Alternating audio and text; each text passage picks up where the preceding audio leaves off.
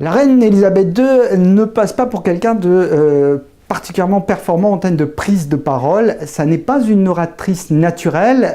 Elle a horreur de l'improvisation, de l'imprévu. Il faut savoir que Sa Majesté la Reine n'a jamais accordé une seule interview à des journalistes en 60 ans de règne. Le silence est d'or avec Elisabeth II. À chaque fois qu'elle prend la parole, c'est dans des situations très convenues, très officielles, que ce soit des banquets, que ce soit des allocutions en présence de dignitaires étrangers ou à l'occasion d'un jubilé où elle remercie les sujets de Sa Majesté de lui apporter sa confiance. Il y a toutefois une exception à cette règle de l'abstinence médiatique. Cette exception, c'est en 1997, lorsqu'il y a le décès de la princesse Diana. Sous la pression populaire, sous la pression de son Premier ministre, Tony Blair, qui lui était un orateur né et qui lui a conseillé de s'exprimer au sujet alors qu'elle avait décidé de se murer dans un silence qui était considéré comme de la froideur, pour la première fois, Elisabeth II a décidé d'intervenir en direct. Elle a exprimé une certaine émotion, elle s'est exprimée en tant que souverain,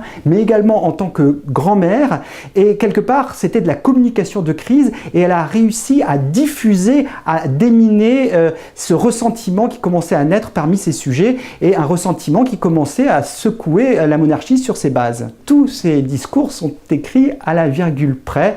La reine ne laisse aucune place à l'improvisation, donc ça donne quand même un mode de communication parfois un peu ennuyeux, même parfois un peu démodé. Je ne pense pas que ce soit un exemple à suivre pour d'autres chefs d'État, pour des chefs de gouvernement, pour des dirigeants d'entreprise. Je crois que c'est un mode de communication qui est tout à fait unique, mais la reine reste bien évidemment unique.